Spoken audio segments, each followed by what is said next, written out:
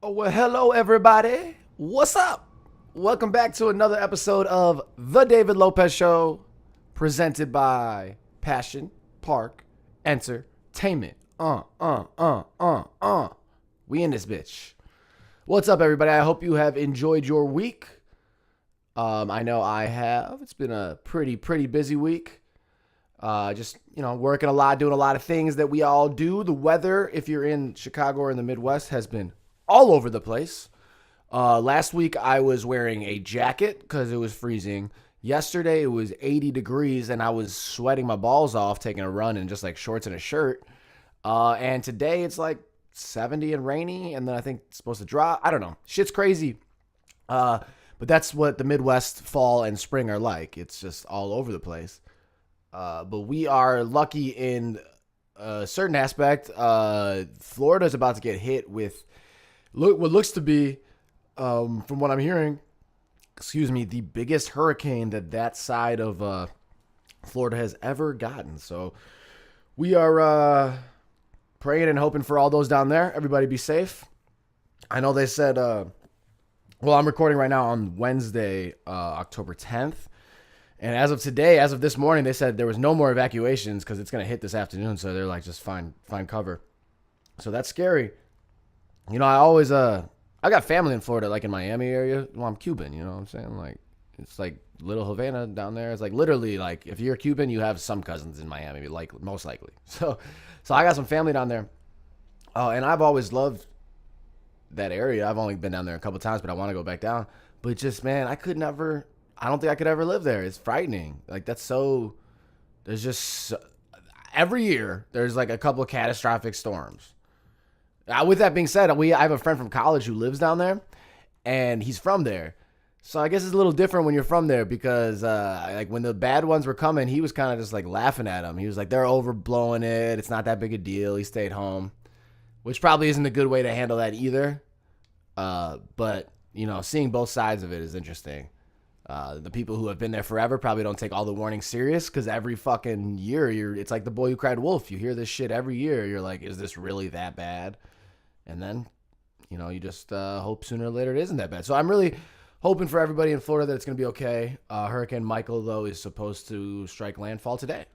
So, and that is your meteorology report. That's your weather report. Meteorology is the stuff. What the fuck am I? No, chief meteorologist. That is the weather guy, right? Yeah, I'm not that dumb. That's part of it. Oh, geez. Guys, I'm losing it. But that was the weather section of the David Lopez Show. And we'll be back next week with... I'll just do weather and traffic updates every week, even though it's a podcast. So, like, you won't get it till, like, the next day or 2 days after. So it will be just completely irrelevant. That's what I'm going to start doing. That's what the show is going to become. It's going to become a weather and traffic show. And hopefully you guys stay tuned. Okay, I'll stop being an idiot. So otherwise, last night was the American Music Awards. So that was pretty entertaining. I did get to watch some of those, so that was good. Cardi B killed it. She was Cardi's the shit, man. I'm a huge fan of Cardi, and then I love how her Migos won the Best Group Award, and Offset was showing his wife some love. Cardi, obviously, and yeah, they just seem like they have a fun relationship. I really like those two. But Cardi's performance with J Balvin was fucking pretty dope. Pretty fucking dope. And she looks amazing for just having a baby. She is I mean, she's already good looking, but she looks great. She lost all that baby weight, looks great. Yeah. Also over the weekend, we're sticking in the music world. Well, let's all right. I'll keep going on the American Music Awards for a second before I jump around here.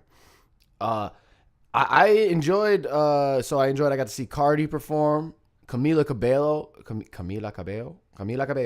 perform. Shout out to the Cuban American singer. She's beautiful, by the way. God damn, she is gorgeous. But she performed and she got an amazing voice. She won a couple of awards. I really was digging that. But yeah, who else? I know there was something else. So the Cardi performance. J-Lo went through a wild. Is she 25 years old? Like, how? I think we looked this up. She's like mid-40s or something like that. It's amazing, man. She looks phenomenal. But yeah, and XXX Tentacion. So this is going to lead me to the BET Awards. He won Best New Artist No, not best new artist. He won best soul album, I think, at the American Music Awards. I will say this about the American Music Awards. I don't know what the fuck was going on with their categories. Like Migos won best rock / pop group or some shit. Like, I don't understand. It's just rap going into rock, I'm guessing. What? Their categories were all fucked up. They had like 3 nominations for some of them. Some of them had like 5. That's the weirdest award show ever. I don't know. It seemed like a good time, I guess, but it definitely was all over the place. So XXX won best rock soul album, I think, something like that. And his mom accepted on his behalf, and that was good to see. But so apparently, the BET Awards, those are recorded every year. They do this, which is I'm kind of curious, but I'm assuming because they want to get all the edits done and they know there might be some shit that happens. Oh, and then also I think the ciphers, they want to add those in. But the BET Awards are always recorded like 2 weeks before they air them.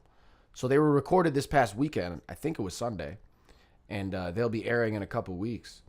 But back to the Triple X stuff. He ended. I believe he won Best New Artist, and his mom accepted, and there was some cool stuff. Just reading from the articles. But the big thing is, apparently, Chicago's own Vic Mensa was in one of the BET ciphers that they do every year, and he said some line that is deemed a diss towards XXXTentacion. And that's what a lot of people are responding to. A lot of people are giving Vic some serious flack. What I didn't really know was that him and Vic and XXX had a little beef when Triple X was still living.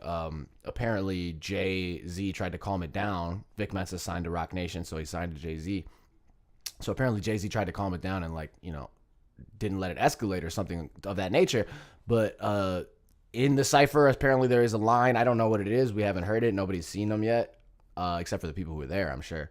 Apparently there's a line. He says something that has some sort of diss elements towards the late XXXTentacion.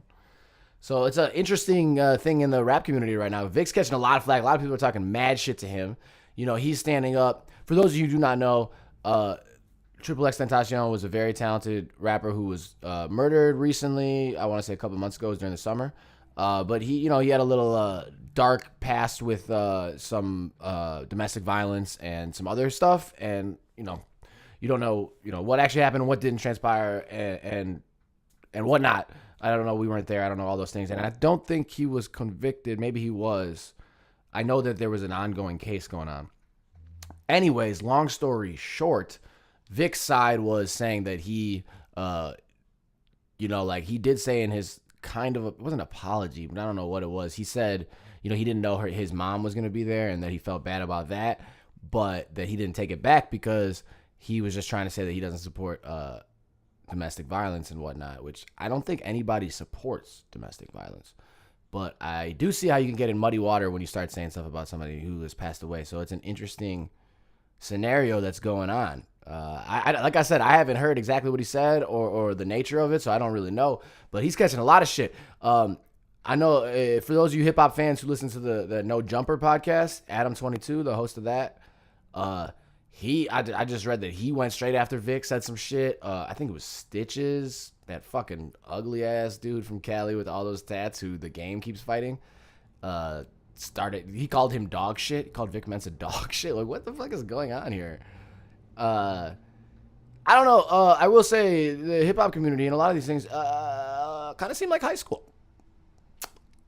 This seems like a little more than high school stuff, I guess, when you're dealing with some of these things. But you know what I mean? There's just all these like intertwining dramas and little things that are going on. And it's interesting stuff. I don't know what else happened at the BET Awards because they have not aired yet, but that was the main story that I kind of heard from that was about this Vic Mensa issue. I like Vic's music, so I haven't heard it that much lately, but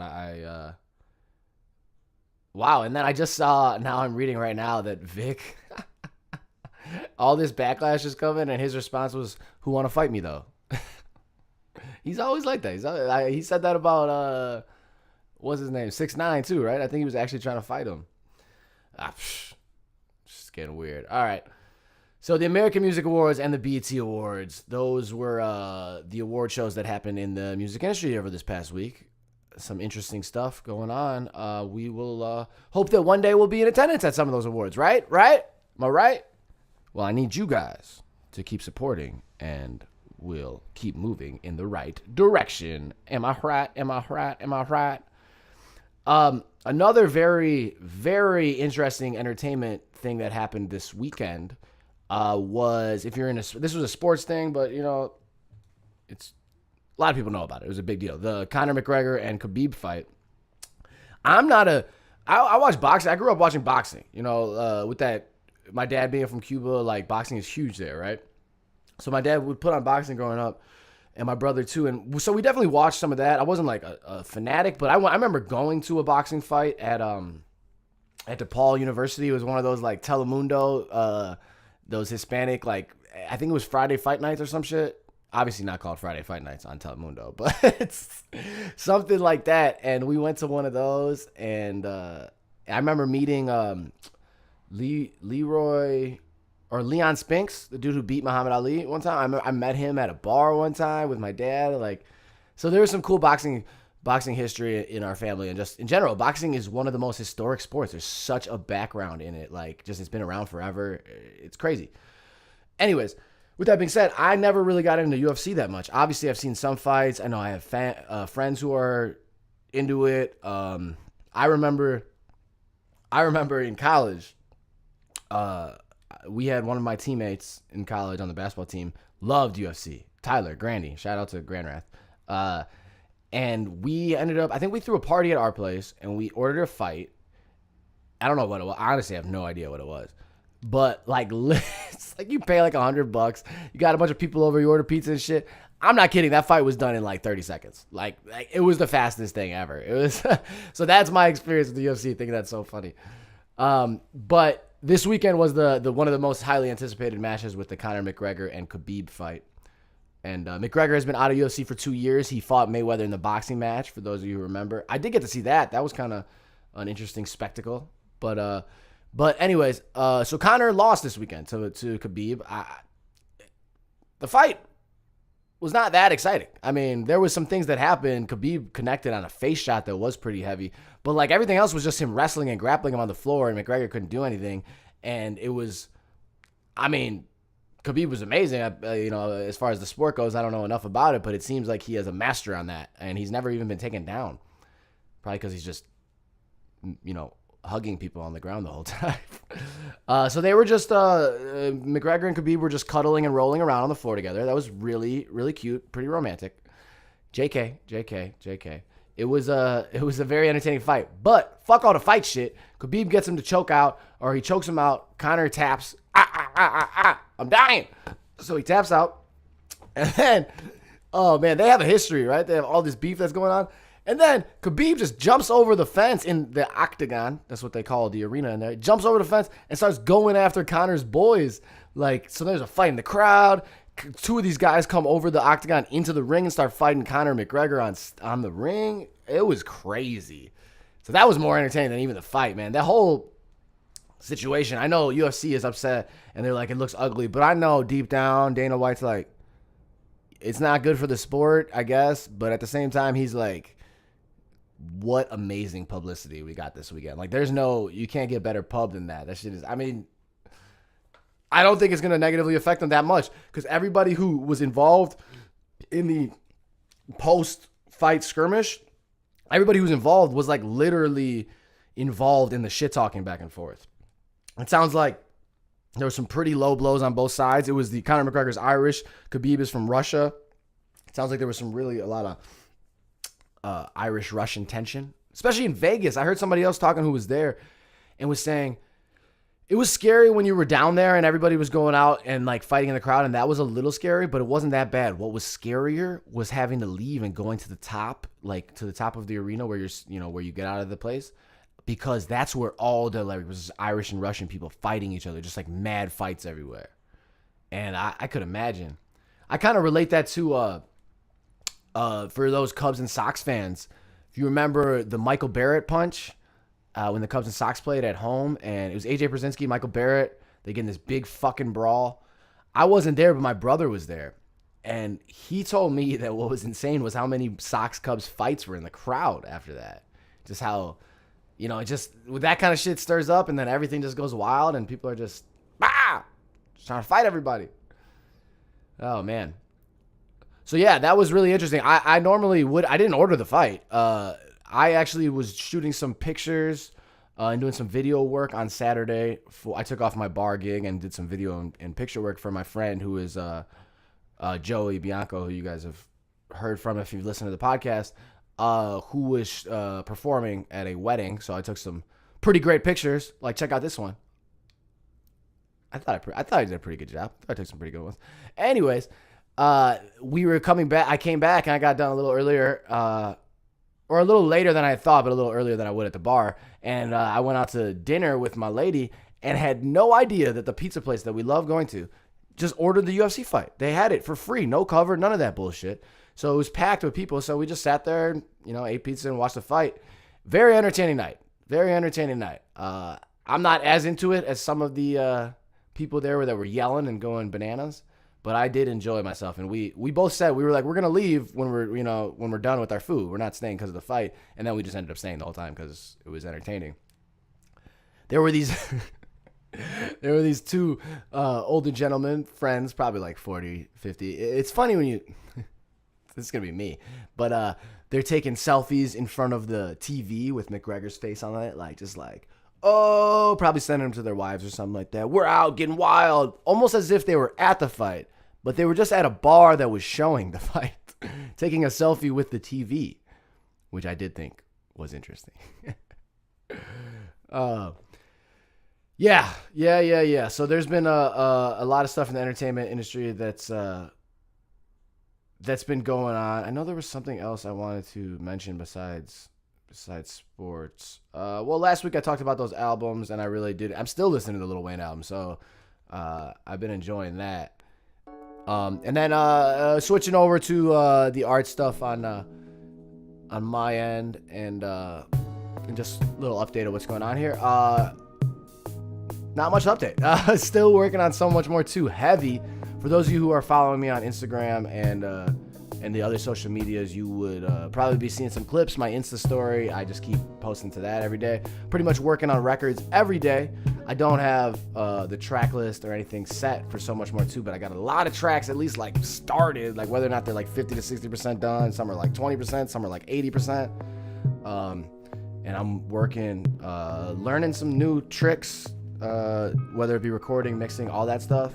But I will be heading to the studio pretty soon, I think, with my friend Ray, who is my drummer at Cubby Bear. I think I'm going to try to hit up the studio with him pretty soon. And Joey, too. But I'm really focused on working on that. And I'm also still working on the film. It's hard, man. It's hard. I'm getting a little overwhelmed with stuff, trying to keep it manageable for myself and not get too crazy. I mean, I have 3 part-time jobs right now, and that seems like a lot.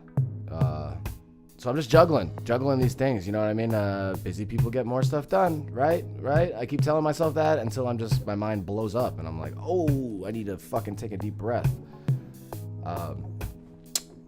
So I'm working, guys. No show dates to announce right now, but we are working on some.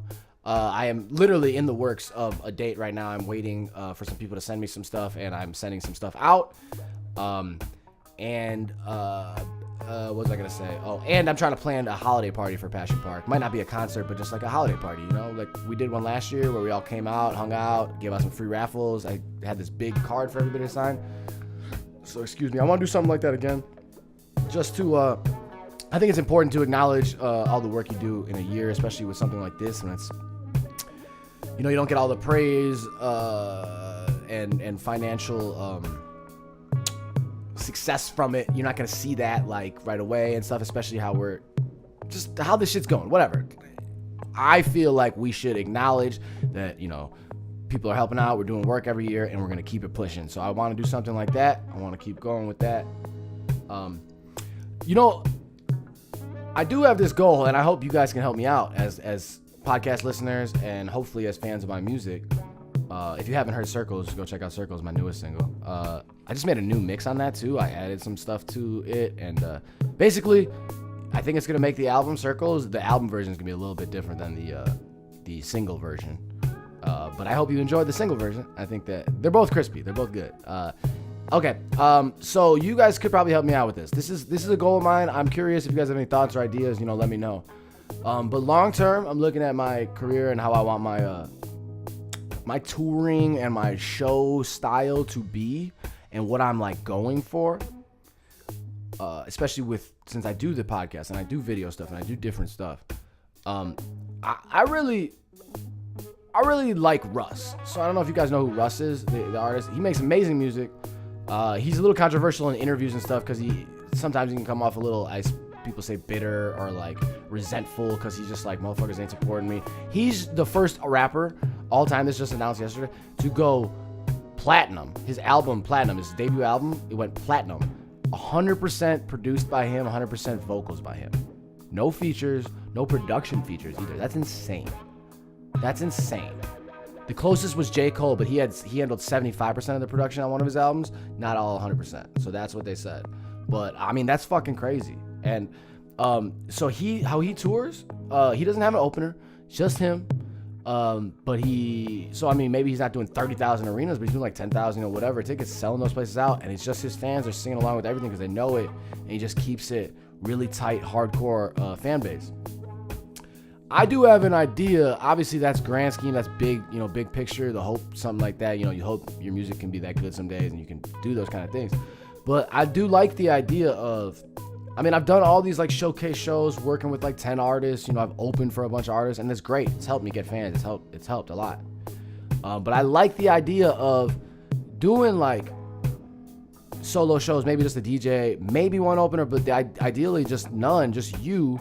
But because of your fan base from, I'm hoping for this from the podcast, and then from maybe like some of the video stuff, and then the music combined, brings a interesting collective of people that enjoy the brand David Lopez and the brand Passion Park.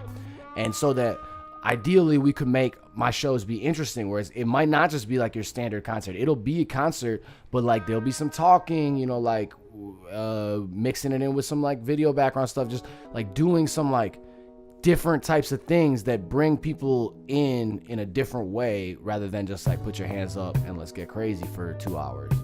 I want to be able to have like shows that just bounce around and emotions that go everywhere. And broad goal, wide scheme, but it is definitely something that I've thought about for a while. It is, I want to build a really loyal fan base. Hopefully you guys like what you're hearing from me talking every day or talking every week. If you have any more ideas or things you want me to talk about, let me know. I got the note this week that some people like hearing, or some friends of mine told me they like hearing me talk about current events and stuff like this. So that's a big reason that I took the time out today to just do that. And that's what I'm gonna be doing for the next 2 or 3 weeks, I think, until we catch up with the next interview, which I believe was Rob Shepard. I gotta look, but I'm matching it up with the YouTube interviews. So once we're all caught up to episode 20, I have a whole new slate of interviews that I'm going to start having. So the show's going to keep going for a while. But anyways, if you guys support the show, please subscribe. Please follow on SoundCloud. Please subscribe on YouTube. Please give us a thumbs up. Give me some comments. Show me that you like it. And then when I have a show, one of these private, shows coming up here, buy a ticket. Come out. It would be great. It would be amazing. It would really helps, and it really supports the show, the podcast, and just my career. And it means a ton for all of that support. Seriously, it's the best.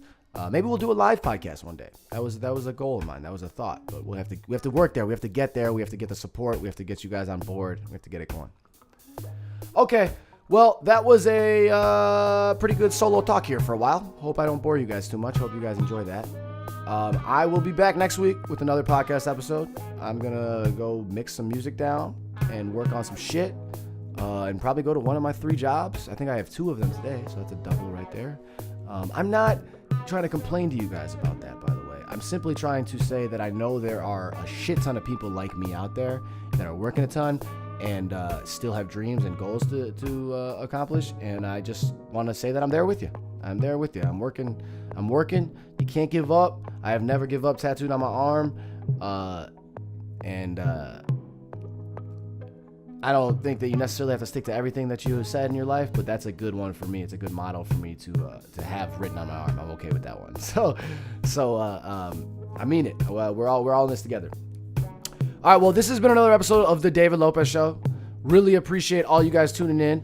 You can go to www.thedavidlopez.com, www.passionparkent.com for all updates on my career and on the company's career and on our events and what's going to go on. Please go to iTunes or Apple Music and search David Lopez. Search So Much More, search Direct Deposit, Preacher Son, any of those. Please, if you can grab a copy of one of those albums, that'd be amazing. Just give me some streams, give me some listens, that'd be great. Spotify, the same. Our channel's doing well. On YouTube, search Passion Park David Lopez, and you will find us right away. Please subscribe. And yeah.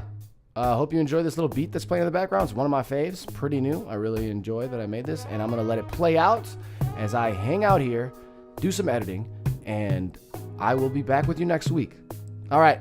Love you guys. Bye.